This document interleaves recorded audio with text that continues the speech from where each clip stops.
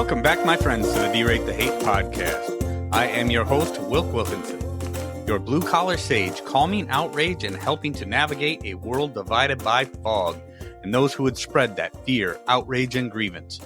Each week, I'm sharing stories from my path and using the power of conversation and collaboration with my many great guests. Together, we chart a course toward understanding, bridging divides, and fostering a community where wisdom prevails over discord. Friends, it really is about bettering the world one attitude at a time. We did not create the hate, but together we can derate the hate. The only good thing about a bad attitude is we have the ability as individuals to change it. For me, it starts with gratitude and personal accountability. I am so incredibly grateful that you have taken the time to join me for another powerful DTH episode. Please remember to subscribe and share the DTH podcast with your network of friends. If you would like to support the show, check out the Support Us page on the Derate The Hate website. With that, my friends, let's get to it. This week, I'm excited to bring you another conversation with someone who knows the importance of stepping outside of our echo chambers and how that leads to building genuine and meaningful connections.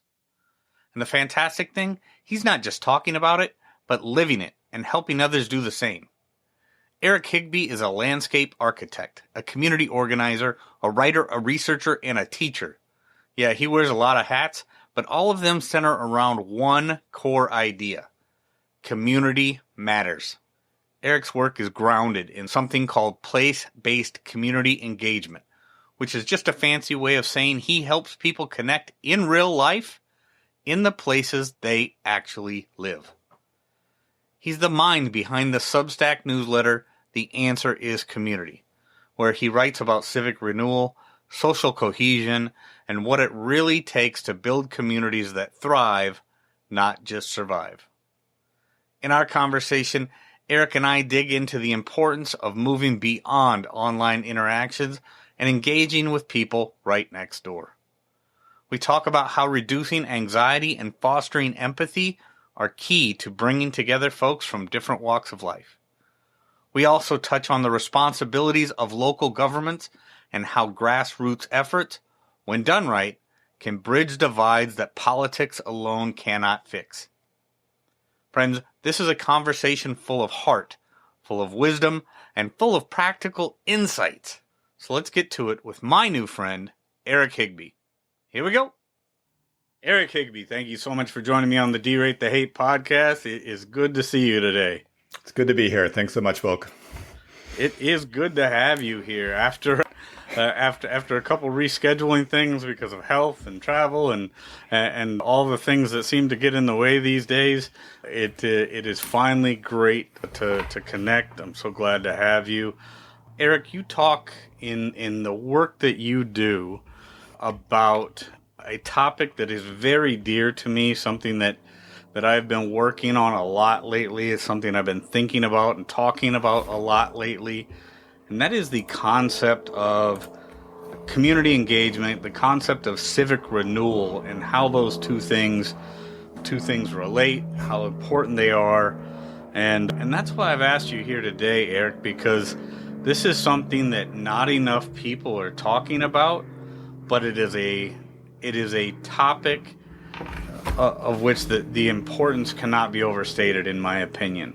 The fracturing of what's happening today, I think you've referred to it as social fragmentation.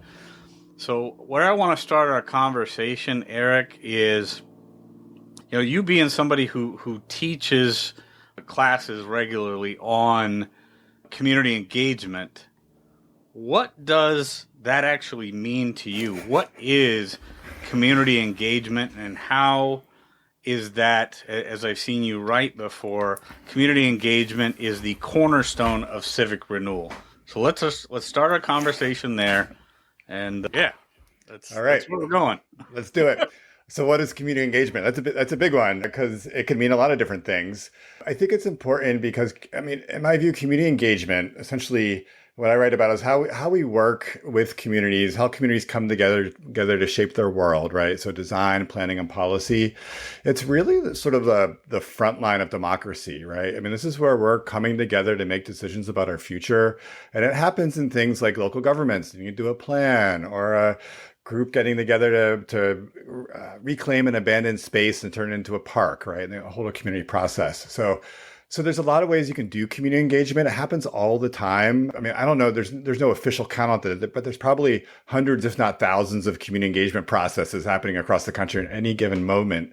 And my angle is that most of those, I would say 90% of those, don't really maximize or take advantage of the opportunity there for civic renewal, right? It's really easy to do community engagements just to solicit input, to inform a project. You can hold an open house, you can table at events, and there's no real opportunity created for people to meet each other, to talk to each other, to build a sense of community, a shared vision for the future. And so for me, there's community engagement as sort of practice, which for the large part is benign and can be harmful sometimes, especially when you get into what's called sort of checkbox community engagement. But I think it's also a really amazing opportunity, and we can talk about those opportunities to bring people together around a shared vision around on where they live. And I think that's what I've been trying to kind of uncork and figure out how do we do more of that and leverage this moment in time as an opportunity to really spur that change within community engagement practice. Yeah, I think that is the $1 million question, Eric, is how do we do that? What does that look like? Because I think civic renewal is one of the most important things that we need to be focusing on today. Simply because so many things have become fractured in recent years. A lot of the things that we used to do as communities fell apart, and it was even falling apart before the pandemic, but the pandemic exacerbated that problem. And then I think a lot of people started, I think in some ways they became comfortable with the idea of our community engagement now is all online and it's just this thing. But online engagement is not community engagement.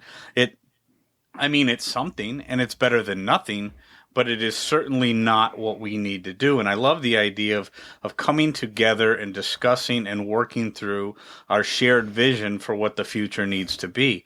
I mean, we can all look at politics today, not to necessarily make this into a political discussion, but we can look at politics today and say, okay, these are the people that are supposed to be representing us, and what they are doing is certainly not representing us in a way that we're going to come to a shared vision of what our future is supposed to look like. We as individuals, in my opinion, Eric, need to make that our job again as we the people. We need to know what we want for a future, and we need to know what our neighbors want for a future. And then we, as individual citizens in this country, need to actually come together and then demand of those who are chosen to represent us to demand better from what they are doing. So talk to me about what you think the individual's role is there and how you see that working out in our communities as individuals. That's an interesting question, because I think, community engagement happens from two different directions. It happens from the top down and from the bottom up, right? So top down is usually, a government planner or an urban planner or something is brought in to kind of steward some sort of decision making. And then the bottom up ends up being more of a community organization or community group trying to make a difference in the place where they live. For me, the key, so there's individual decisions we make. Yes, there's a million things we can do. There's actually a broad spectrum. I mean, just even starting by talking to a stranger, because even that rarely happens, right? Take the earbuds out and chat with your neighbor. There's tons of individual stuff like that. For me, I think that my acupuncture point is really on those who are stewarding or convening at some sort of process where we're coming together. And I think, your earlier question is how do we do this, right? And so there's a whole set of one, there's a kind of a reframing and a retooling about how we approach this work in order to get there. So we need to conceive of it in the right way, because most people don't conceive of convening and gathering necessarily with this kind of community building, civic renewal idea in mind. It's project based. It's like, oh, we just need ideas we need to listen to the community, but we don't necessarily need them to talk to each other. We need to get that stuff. It's extractive. But I think there's a whole set of tips and tricks and things that we can do with kind of two main outcomes. One is to really encourage the interaction that's happening between people of different groups within any place-based community. And then two, really kind of develop those connections and those relationships through that work.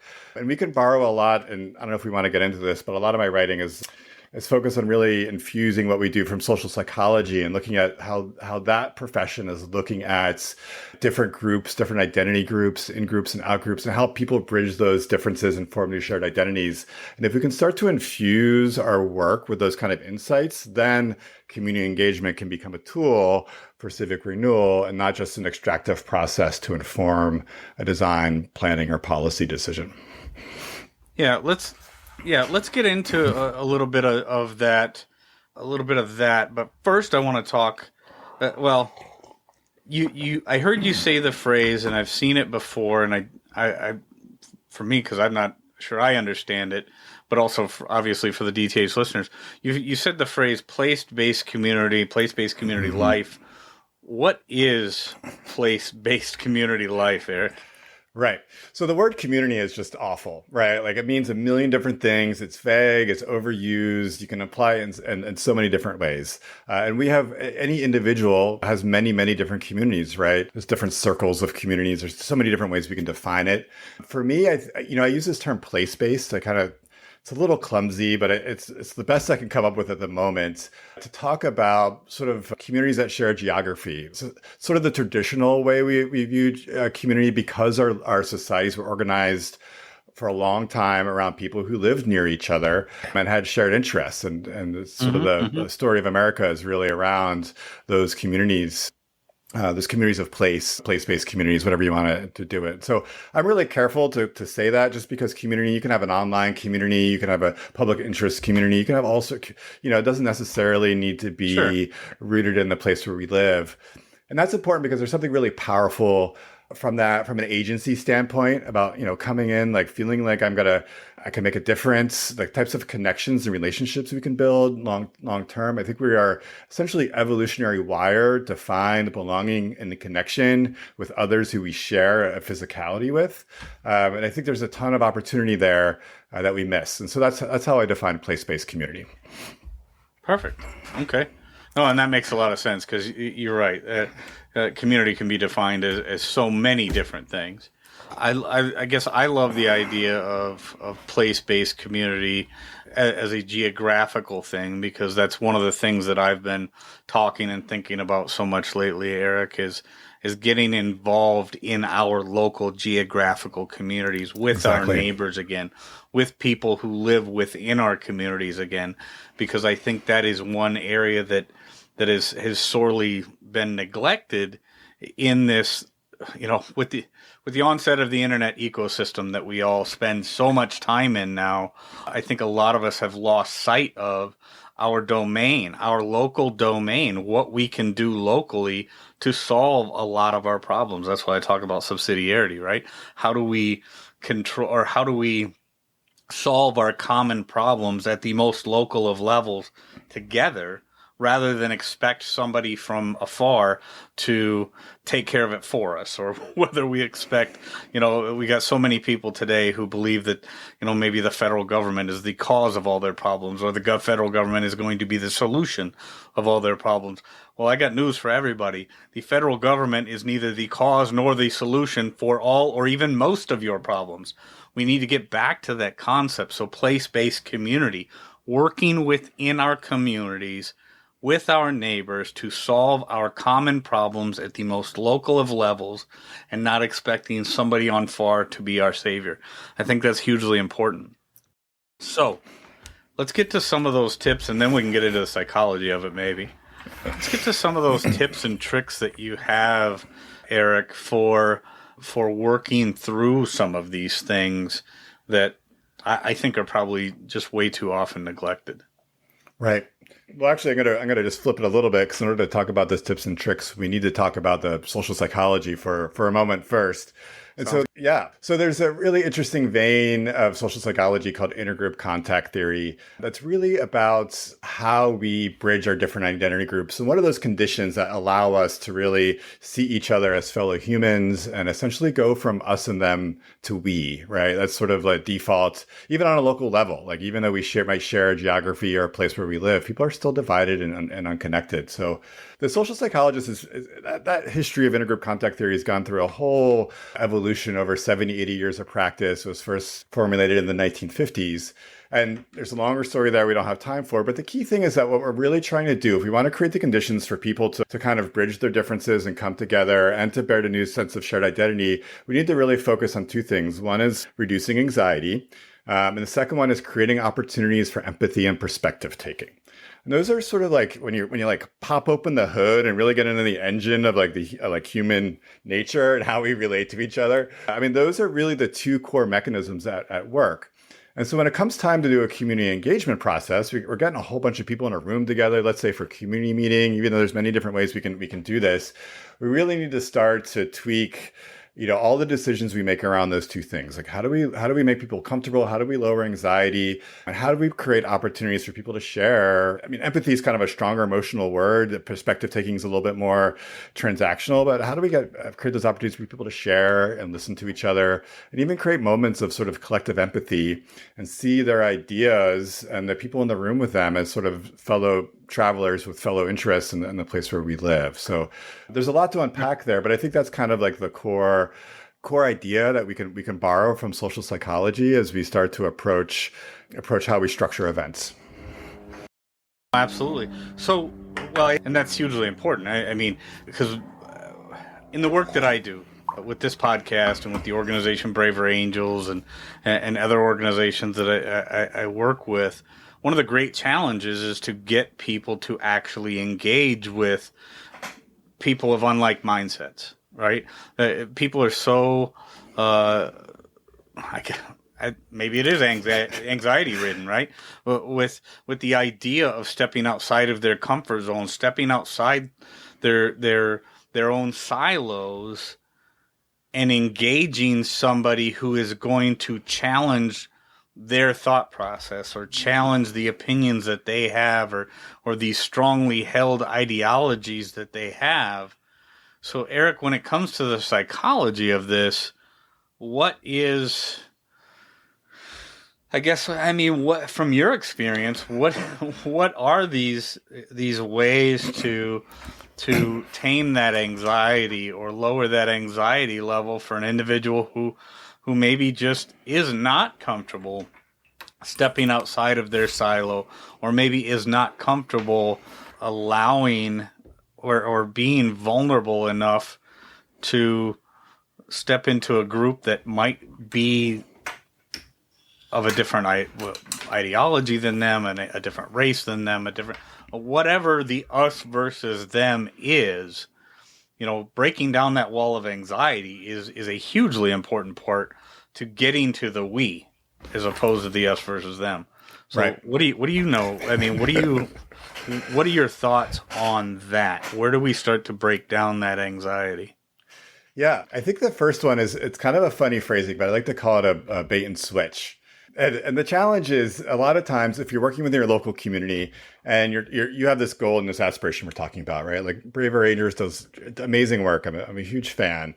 But if you're like, oh, we're gonna have a depolarization meeting or a community meeting or whatever, or try to attempt this work, it's really hard to get people to show up, right? It's hard to And so my fortune, so I work as a landscape architect in practice. So a lot of my work focuses on like small parks and plazas and other kind of public sort of spaces. But people could be doing policy. They could be doing all sorts of different things.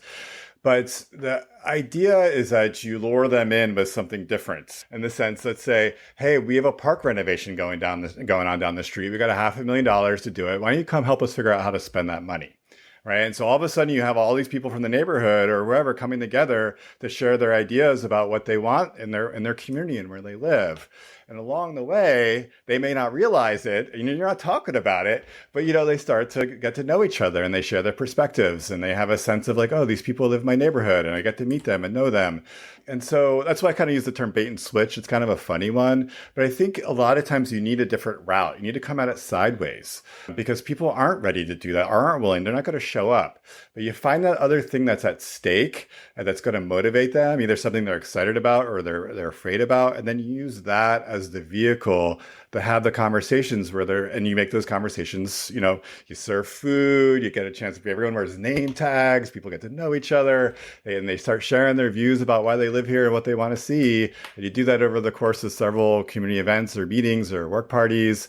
And next thing you know, you've stitched everyone back together. And those things I've seen it. I've worked in rural communities. I've worked in really diverse urban communities. Like that stuff transcends politics and cultural boundaries. If you share that, that's coming back to place-based communities. When you share that geography and you're like, no, I care what's happening in my neighborhood, and you can tap into that, people bridge real fast. Common cause projects that everybody's going to benefit from, everybody, despite ideology, can enjoy and take part in. Yeah, common cause projects, definitely huge part of that, for sure. Yeah, for sure. So then, in your experience, Eric, what has been, some of the biggest roadblocks to these things? I mean, let's step outside of, maybe even step outside a little bit, broader than our own communities, but getting people comfortable enough with each other. Let's say they don't have a common cause project, but we still need to figure out a way to get people to engage in this thing, because obviously our community, like I said, I'm a huge proponent of getting people together in our local communities. But again, we live in a country right now with 340 million people. We have a number of different things going on. You talked about earlier in the conversation, there's a top-down component, there's a bottom-up component. Eventually, these things are going to meet in the middle. I personally, in the work that I'm doing, love the grassroots aspect of community engagement and civic renewal. But let's say there are things that are maybe too big for the standard community to deal with. So we've got to branch out a little bit more. We've got to think a little bit more on a macro level, and then start to engage with, whether it be our leaders at the state level or even further. What advice do you have for the DTH listeners on that front? Right. So one, a core board, if you're thinking about bottom up, a core building block is really getting organized in the associations, right? You look at what is a healthy community and what is, it's filled with folks who are organized and vehicles for all that individual energy to carry through that work. And so that's been, decimated a lot these days. It's really hard to get folks to even turn out and show up for things. We're working against Netflix and DoorDash and Facebook and all sorts of these things. The incentives that keep people isolated and in their houses and separated are really strong, right? So what's going to motivate people to show up and get out and get involved? So that kind of local group organizing, those associations, those clubs, all that are really, really core part of that local place-based community that can get reinvigorated. And there's some really great work happening out there right now.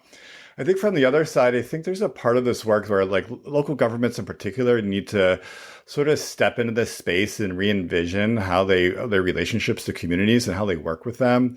I think that governments are often in the business of sort of providing services and thinking about the needs of communities and meeting those communities.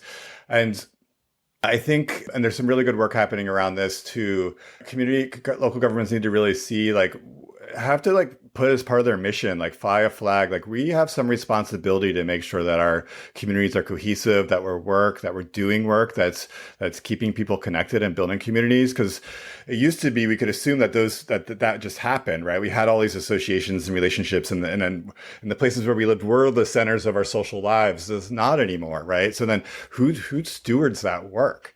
Right. So there's many great bottom up efforts to do that. And I think it needs to come from the other direction too. I think local governments need to see as part of their mission and their scope of work, some stewardship of the well-being, the social fabric of a community as part of their purview, and not just providing services and meeting needs and being just solely responsive to the complaints. So that's part of the work too. Yeah, absolutely. I agree. I mean, so being the kind of person that I am, the government providing services it should be a smaller part of what they do. I think the bigger part of what they should be doing is sowing that social cohesion. I really like the idea, Eric, of that bottom up part. What challenges do we face as a community? What walls are separating us? What puts our community into these us versus them categories? And then if there are these things, what can we do? What can we do in partnership with each other? What can we do? I mean, I think the first part in any, I guess taking this to like a business thought process, I've been in business for several years, and when I look at processes or I look at the things in business that stand in the way of a particular goal, first we got to define what our goal is. I mean, do we want to live in a cohesive and a community that's working well together, or do we want to be a community who, when we go to the grocery store, we don't hold the door for somebody, we don't wave and say hi, we no longer spend any time interacting with each other? Do we want to be in an environment where we don't just interact? And if we do, then what are we going to do to fix that problem? Unfortunately, I think there's far too many people out there nowadays that want to work against that. They use these I call it fog, right? The fear, outrage, and grievance model to keep us separated instead of building a cohesive we. They're too focused on, for whatever reason, exacerbating that us versus them mentality. That us versus them mentality is the ugliest thing. I mean, I guess that's why I talk so much about, polarization or toxic polarization, and then depolarization, and what we can do as individuals to work together to first figure out what our common problems are, and then figure out what the strengths are, what our strengths are as a community. Just like I said, in business, strengths, weaknesses, opportunities, threats. What is standing in the way of that cohesion? I mean, yeah, it's totally true. And I think part of what's happening is these national identities, these political identities have really percolated down to the local level in a way that they didn't before, right? So people have sort of grouped themselves and aligned themselves and sort of collapsed, where people had kind of what they call social identity complexity. They're now, you're red or you're blue, and that's it. And the behavior that's modeled at the national level is kind of seeping down into the local level, where that used to didn't really exist in the same way that it used to. And like I mentioned earlier, we're also, we're in our social media bubbles, we're watching Netflix, all this sort of stuff. And so when it comes down to like individual decisions, I think anything that we're doing to like pierce that bubble and those silos and the caves, and keep coming back to like just chatting with a stranger or getting organized, or anything that we do is like one step in the right direction. And then with the next step being sort of getting organized. But it's kind of a tough, we're at a tough spot. Like, I don't know. But I think that the only route is really from the local level and from the bottom up. I just don't see anything changing top down any of this, right? It's the only route for civic renewal is through people, this kind of like seedbed of democracy with where we live, and having those conversations and figuring out how to talk and building a sense of tolerance and inclusion, and like meeting someone who's different than you, right? We just lose that muscle memory when we're in our bubble so much. And even if they're not someone on the other side of the political spectrum, like even in the place where you live, like just talking to someone who with a different life experience is enough to start to like crack open those kind of walls that get built up when the only information we're getting is from social media or the national level, and these people, these fog folks that you're talking about, right? That's all you're getting. That's your world, right? And then you go and you chat with someone who's real with a different opinion. You're like, oh, they're really nice and they're one of us and they live next door and we could do something together, and I can borrow, they're going to help me fix my engine next week, because they know how to do something. Right. So it's only at that local level can we, politics represent us. Right. So if we're, only when we start from the bottom is the upper level going to change in a way that's going to be a positive force. No, that's absolutely right. I mean, I couldn't agree with you more. Bottom up, grassroots work and organization and figuring out the challenges we have within our own communities, having conversations that are outside of our own echo chambers.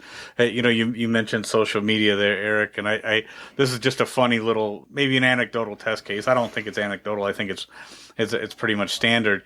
But me and a person that probably doesn't align with me politically, we were sitting and having lunch the other day, and he said, let's just look at each other, look at the feed on each other's phone, like Facebook feed, right? Just to see the kind of things that are in my feed compared to the things that are in your feed, right? And it's funny because there is a business model for keeping us inside of our own bubbles or inside of our own echo chambers. And it's so that, to me, if there's one huge thing that we can convey in this message that we're putting out there today, Eric, and I do this quite often in my messaging, but if there's one thing that I can say is, get out there, have conversations with people that are outside of your own bubble, outside of your own echo chamber, because yes, you are going to realize they are just another human being like you. They are somebody who wants, a roof over their head when they go to bed at night. They want a warm bed to sleep in. They want food for their belly. They want good education for their kids. Just because somebody disagrees with you doesn't make them a monster. It doesn't make them evil. They very well might be wrong. But if you go into a conversation with the intention of learning, a true intention of curiosity, and having a conversation with somebody that you don't know with the intention to really listen and understand who they are, you are going to find out that is another beautiful human being. They very well could be wrong on most things. And let's not make no mistake, there's going to be some bad people out there. But the vast majority of the people, just because they believe differently than you are, doesn't mean that they're bad or evil. They're just different. Yeah, I just want to bring it back to community engagement, right? So here we are. If you're getting 50 and 100 people in a room at a time for community events, right? And then there is an incredible opportunity to scale that work up. So, I mean, you've been asking about individual conversations, but like everywhere across the country, there are hundreds, if not thousands, of processes happening where people are getting together to decide, help inform and make decisions around planning, policy, you name it. And so like, why aren't we taking advantage of those opportunities to do the things that we're talking about at individual level? And there's so much potential in there. That's what I'm trying to, like, for me in my work and my writing and what I do is trying to like, how do we, those who are stewarding those processes, whether it's bottom up or top down, if you're getting 50 to 100 people in the room, like you better, given what's happening in our society right now, you better be dripping dry every potential to have people get to know each other, share their feelings or emphasize, share their perspectives, and do that work. And at that point, we may have, I think that's how we kind of scale up and we start to really build momentum. Because I think sometimes this whole like individual level model has some limits to it, and it's important work, right? Like everyone needs to do it, right? But everyone needs to start with themselves, be the change you want to see. But there are some levers of some structures out there that I think that we can leverage a little bit to really scale up the work. And for me, that's really about community engagement. Absolutely. And I love that you brought up be the change that you want to see in the world. Be that example for the people that are around you.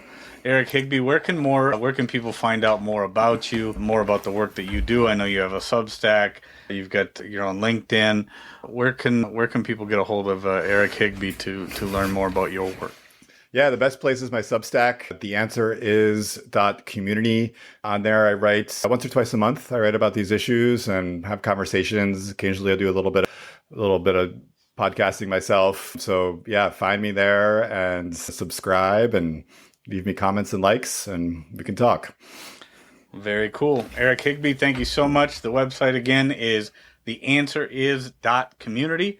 And I appreciate your time today, Eric. Thank you for joining me on the Derate The Hate podcast. Thanks, Wilk. Thanks for everything you do. Friends, if there's anything in this episode that provided exceptional value to you, please make sure to hit that share button. Share it with your friends, share it far and wide. And of course, if you haven't done so already, be sure to subscribe right from our website so you can get the Derate The Hate podcast sent to your email inbox every week. So this is Wilk wrapping up for the week saying get out there, be kind to one another, be grateful for everything that you've got, and remember it's up to you to make each and every day the day that you want it to be. If there is something that you would like to share with me, you can catch me on most social media platforms, or you can email me directly, wilk@wilksworld.com. With that, my friends, I am going to back on out of here, and we will catch you next week.